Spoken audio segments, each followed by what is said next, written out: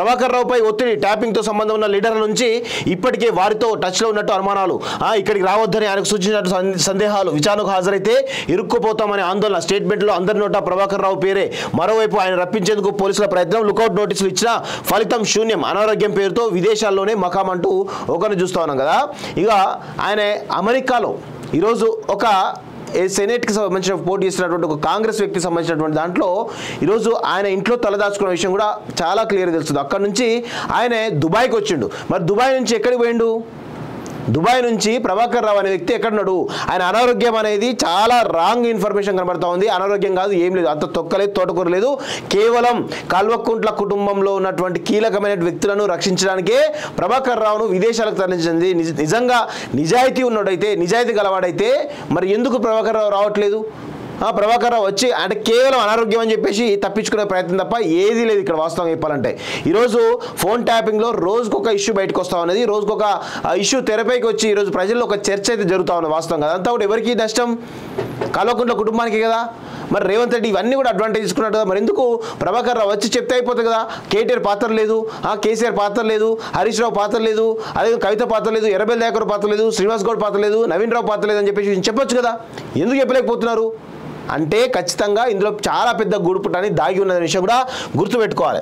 Phone tapping కేసులో ఇప్పటికే పలువురు నిందితులను ఎంక్వైరీ చేసిన అధికారులు వారి స్టేట్మెంట్ రికార్డ్ చేశారు. ఇప్పటి వరకు అరెస్ట్ అయి జ్యుడిషియల్ రిమాండ్లో ఉన్న మాజీ అధికారులైన ఓఎస్డీ రాధాకిషన్ రావు, అదనపు ఎస్పీలు భూషంగరావు, తిరుపతన్న, డీఎస్పీ ప్రణీత్రావు వేరువేరుగా ఇచ్చిన స్టేట్మెంట్లో చీఫ్గా ఉన్న ప్రభాకర్ రావు ఆదేశాల మేరకే అంటూ వారు వెల్లడించారు. కొందరు రిమాండ్ రిపోర్ట్లో పోలీసులు ఈ అంశాన్ని పేర్కొన్నారు. దీంతో ఆయనను అదుపులోకి తీసుకొని ప్రశ్నించడం ద్వారా మరిన్ని వివరాలు వెలుగులోకి వస్తాయని, ఎంక్వైరీ కొలిక్కి వస్తుందని దర్యాప్తు టీం భావిస్తున్నది. కానీ ట్యాపింగ్ తో సంబంధం ఉన్న లీడర్లు మాధ్యుల నుంచి ప్రభాకర్ రావుపై ఒత్తిడి పెరుగుతున్నట్లు తెలుస్తున్నది. ఇప్పటికే ఆయన టచ్ లో ఉన్నట్లు అనుమానాలు వ్యక్తమవుతున్నాయి. విచారణ కోసం అధికారుల ఎదుట హాజరు కావద్దని, హాజరైతే ఇరుక్కుపోతామని ఆయనకు వారు సూచించినట్టు పోలీసు వర్గాల్లో చర్చ నడుస్తున్నది. అందులో భాగంగానే ఆయన ఇక్కడికి రావడం లేదని టాక్, అనారోగ్యం పేరుతో విదేశాల్లో ఉన్నాడని చెప్పేసి కూడా క్లియర్ గా తెలుస్తోంది. అనారోగ్యం పేరుతో గతంలో ఎస్ఐబిలో పనిచేసిన ఆఫీసర్లంతా జ్యుడిషియల్ రిమాండ్ లో ఉన్నారు. వీరందరికీ అప్పట్లో చీఫ్ గా వివరించిన ఇంటెలిజెన్స్ ప్రభాకర్ మాత్రం రాష్ట్ర పోలీసులకు అంటే ఒక పోలీస్ ఆఫీసరు ఏ విధంగా ఉన్నాడో ఒక్కసారి అర్థం చేసుకోవాలి మిత్రులు. ఒక పోలీస్ ఆఫీసరే ఈరోజు అన్ని కుంగలో దొక్కి ఈరోజు వేరే ఒక చిన్న వ్యక్తి ఈ చిన్న వ్యక్తి కోసం గాలిస్తే అది దొరకకపోతే ఆయన ఏ విధంగా థర్డ్ డిగ్రీ ఇస్తారో ఒకసారి మాకు తెలుసు, ఆ విషయాలను కూడా తెలుసు. కానీ ఈరోజు ఒక పోలీస్ ఆఫీసర్, దానిలో ఇంటెలిజెన్స్ చీఫ్గా ఉన్నట్టు ప్రభాకర్ రావు చాలా సీనియర్ ఆఫీసర్ అవుతున్నారు, ఆయన తప్పించుకోవడం వెనకాల అసలు ఉద్దేశం ఏంటి అంటే ఇందులో ఖచ్చితంగా గూడు పుట్టని చాలా పెద్దగా ఉన్న విషయం కూడా మర్చిపోదు మిత్రులారా. అందుబాటులోకి రాకుండా అనారోగ్యం పేరుతో విదేశాల్లో ఉన్నారు, అమెరికా, దుబాయ్ అంటూ రకరకాల వార్తలు వచ్చినా ఇప్పుడు ఆయన రప్పించడం ఇన్వెస్టిగేషన్ టీంకు కీలకంగా మారింది. ఇప్పటికే లుకౌట్ నోటీస్ ఇచ్చిన ఫలితం లేకుండా పోయింది. క్యాన్సర్ ట్రీట్మెంట్ పేరుతో ఫారిన్ లో ఉన్న ఆయనను ఏ దారిలో రప్పించాలనేది పోలీసులకు సవాల్గా మారింది. ఆయన రప్పించడానికి ఉన్న మార్గాలపై న్యాయ నిపుణులు సలహాలు కీలకంగా మారాయి. ప్రభాకర్ రావు వస్తే నాటి అధికార పార్టీ నేతలకు చిక్కులు అంటూ కొన్ని చూస్తున్నాం. అధికార పార్టీ అంటే ఎవరండి? కేటీఆర్, కేసీఆర్, హరీష్ రావు, కవితారావు, సంతోష్ రావు, ఎర్రబెల్లి దయాకర్ రావు, శ్రీనివాస్ గౌడ్, ఇక చాలా మంది ఇలాంటి వ్యక్తులు చాలా మంది ఉన్నారు వాస్తవం. వాళ్ళందరి పేర్లు బయటకు వస్తాయి. ఎలాంటి చర్యలు? ఫోన్ ట్యాపింగ్ దర్యాప్తు కీలక దశకు చేరుకున్నందున ప్రభాకర్ రావును ప్రశ్నించి స్టేట్మెంట్ రికార్డ్ చేయడం కీలకం. కానీ ఆయనను విదేశాల నుంచి రప్పించడంలోనే అనేక సవాళ్లు ఉన్నాయని పోలీసుల వాదన. విచారణకు హాజరు కావాల్సిందిగా ప్రభాకర్ రావు కుటుంబ సభ్యులు, సన్నిహితుల నుంచి ఒత్తిడి రావడమా, లేక కేంద్ర ప్రభుత్వ సహాయాన్ని కోరడమా, లేదంటే ఇప్పటికే కింది స్థాయి అధికారులు ఇచ్చిన స్టేట్మెంట్ల ఆధారంగా పొలిటీషియన్లకు నోటీసులు ఇచ్చి ప్రశ్నించడమా, ఇలాంటి అనేక సందేహాలతో ఇన్వెస్టిగేషన్ టీంకు చిక్కులు ఏర్పడ్డాయి. అగో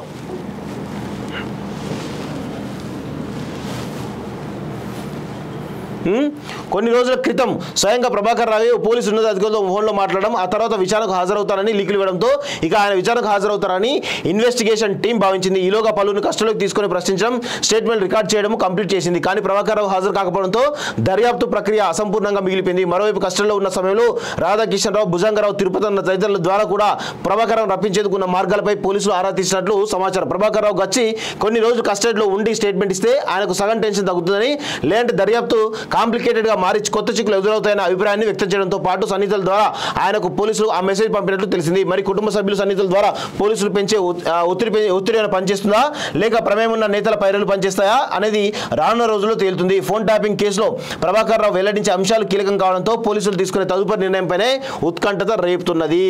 వాస్తవంగా ఎవరు ప్రభాకర్ రావు వస్తే గానీ ఈ పోలీసులు ఎవరైతే ఉన్నారో వీళ్ళందరి పేర్లు కూడా బయటపడేటువంటి అవకాశం లేదని స్పష్టంగా కనబడతా ఉంది. అయితే ఇక్కడ చాలా విషయాలు మనం అబ్జర్వ్ చేయాలి. వాస్తవంగా ప్రభాకర్ రావు ఎక్కడున్నాడు, అమెరికాలో ఉన్నాడా, దుబాయ్లో ఉన్నాడా, ఏ ట్రీట్మెంట్ తీసుకున్నాడు, క్యాన్సర్ ట్రీట్మెంట్ తీసుకుంటా లేకపోతే అక్కడ పోయి ఎంజాయ్ చేస్తున్నాడా, ఇవన్నీ విషయాలు కూడా తెలియాల్సినటువంటి అవసరం ఉంది. ఎందుకంటే ప్రభాకర్ రావు అనే వ్యక్తి చాలా నీచాతి నిజంగా ప్రభాకర్ రావు, రాధాకిషన్ రావు, ప్రణీత్ రావు ఈ ముగ్గురు కలిసి ఈరోజు అనేక రకాలైనటువంటి ప్రతిపక్ష నాయకుల ఫోన్లు, జర్నలిస్టుల ఫోన్లు, ప్రశ్నించే గొంతుకుల ఫోన్లే కాకుండా ఇక చాలా రకాల రచకలు వాళ్ళకు కావాల్సినటువంటి అనేకమైనటువంటి ఆర్థిక ప్రయోజనం కోసం ఎంతమందిని ఇబ్బంది పెట్టి ఎంతమందిని కొట్టిరో, ఎంతమందిని అనేక రకాలుగా ఇబ్బంది పెట్టిరో ఈరోజు ఒక్కొక్కటిగా వెలుగులోకి వస్తూ ఉన్నాయి. అసలు ఇలాంటి వాళ్ళను ఉరిదీయాలి, నడి రోడ్డు మీద ఉరిదీయాల్సిన అవసరం ఉంది. వాస్తవంగా చెప్పాలంటే తెలంగాణ అమరవీరుల స్తూపం ముందు ఉరిదీయాల్సినటువంటి అవసరం ఉంది వాళ్ళందరూ కూడా వాస్తవంగా. సో అసలు ప్రభాకర్ రావు వస్తాడా రాడా అనేటువంటి దాంట్లో చాలా సందేహాలు నెలకొన్నాయి. మరి ప్రభాకర్ రావును కాపాడుతున్నది ఎవరు? కల్వకుంట్ల కుటుంబం కాపాడుతున్నదా, అధికార పార్టీకి చెందిన వాళ్ళు కాపాడుతున్నదా, ఏం చేస్తున్నారు? మరి రాష్ట్ర ప్రభుత్వం, కేంద్ర ప్రభుత్వం సాయం తీసుకోవచ్చు కదా, ఎందుకు తీసుకోవట్లేదు? ఈ కోణంలో అందరం కూడా ఆలోచించాల్సిన అవసరం ఉంది వాస్తవంగా. ఇక ఆయన అమెరికాలో ఈరోజు ఒక సెనేట్కి సంబంధించిన పోటీ చేస్తున్నటువంటి ఒక కాంగ్రెస్ వ్యక్తికి సంబంధించినటువంటి దాంట్లో ఈరోజు ఆయన ఇంట్లో తలదాచుకున్న విషయం కూడా చాలా క్లియర్గా తెలుస్తుంది. అక్కడ నుంచి ఆయన దుబాయ్కి వచ్చిండు. మరి దుబాయ్ నుంచి ఎక్కడికి పోయిండు? దుబాయ్ నుంచి ప్రభాకర్ రావు అనే వ్యక్తి ఎక్కడున్నాడు? ఆయన అనారోగ్యం అనేది చాలా రాంగ్ ఇన్ఫర్మేషన్ కనబడతా ఉంది. అనారోగ్యం కాదు, ఏం లేదు, అంత తొక్కలేదు, తోటకూర లేదు. కేవలం కల్వకుంట్ల కుటుంబంలో ఉన్నటువంటి కీలకమైన వ్యక్తులను రక్షించడానికే ప్రభాకర్ రావును విదేశాలకు తరలించింది. నిజంగా నిజాయితీ ఉన్నోడైతే, నిజాయితీ గలవాడైతే మరి ఎందుకు ప్రభాకర్ రావు రావట్లేదు? ప్రభాకర్ రావు వచ్చి అంటే కేవలం అనారోగ్యం అని చెప్పేసి తప్పించుకునే ప్రయత్నం తప్ప ఏదీ లేదు ఇక్కడ వాస్తవం చెప్పాలంటే.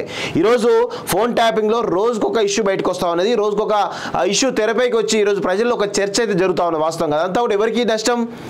కల్వకుంట్ల కుటుంబానికి కదా. మరి రేవంత్ రెడ్డి ఇవన్నీ కూడా అడ్వాంటేజ్ తీసుకున్నాడు కదా. మరి ఎందుకు ప్రభాకర్ రావు వచ్చి చెప్తే అయిపోతుంది కదా? కేటీఆర్ పాత్ర లేదు, కేసీఆర్ పాత్ర లేదు, హరీష్ రావు పాత్ర లేదు, అదే కవిత పాత్ర లేదు, ఎర్రబెల్లి దయాకర్ పాత్ర లేదు, శ్రీనివాస్ గౌడ్ పాత్ర లేదు, నవీన్ రావు పాత్ర లేదు అని చెప్పేసి చెప్పొచ్చు కదా. ఎందుకు చెప్పలేకపోతున్నారు? అంటే ఖచ్చితంగా ఇందులో చాలా పెద్ద గూడుపుటని దాగి ఉన్న విషయం కూడా గుర్తుపెట్టుకోవాలి. ఫోన్ ట్యాపింగ్ కేసులో ఇప్పటికే పలువురు నిందితులను ఎంక్వైరీ చేసిన అధికారులు వారి స్టేట్మెంట్ రికార్డ్ చేశారు. ఇప్పటి వరకు అరెస్ట్ అయ్యి జ్యుడిషియల్ రిమాండ్లో ఉన్న మాజీ అధికారులైన ఓఎస్డీ రాధాకిషన్ రావు, అదనపు ఎస్పీలు భూషంగారావు, తిరుపతన్న, డిఎస్పీ ప్రణీత్ రావు వేరువేరుగా ఇచ్చిన స్టేట్మెంట్లో చీఫ్గా ఉన్న ప్రభాకర్ రావు ఆదేశాల మేరకే అంటూ వారు వెల్లడించారు. కొందరు రిమాండ్ రిపోర్ట్లో పోలీసులు ఈ అంశాన్ని పేర్కొన్నారు. దీంతో ఆయనను అదుపులోకి తీసుకొని ప్రశ్నించడం ద్వారా మరిన్ని వివరాలు వెలుగులోకి వస్తాయని, ఎంక్వైరీ కొలిక్కి వస్తుందని దర్యాప్తు టీం భావిస్తున్నది. కానీ ట్యాపింగ్ తో సంబంధం ఉన్న లీడర్లు మాజీల నుంచి ప్రభాకర్ రావుపై ఒత్తిడి పెరుగుతున్నట్లు తెలుస్తున్నది. ఇప్పటికే ఆయన టచ్ లో ఉన్నట్లు అనుమానాలు వ్యక్తమవుతున్నాయి. విచారణ కోసం అధికారుల ఎదుట హాజరు కావద్దని, హాజరైతే ఇరుక్కుపోతామని ఆయనకు వారు సూచించినట్టు పోలీసు వర్గాల్లో చర్చ నడుస్తున్నది. అందులో భాగంగానే ఆయన ఇక్కడికి రావడం లేదని అనారోగ్యం పేరుతో విదేశాల్లో ఉన్నాడని చెప్పేసి కూడా క్లియర్ గా తెలుస్తుంది.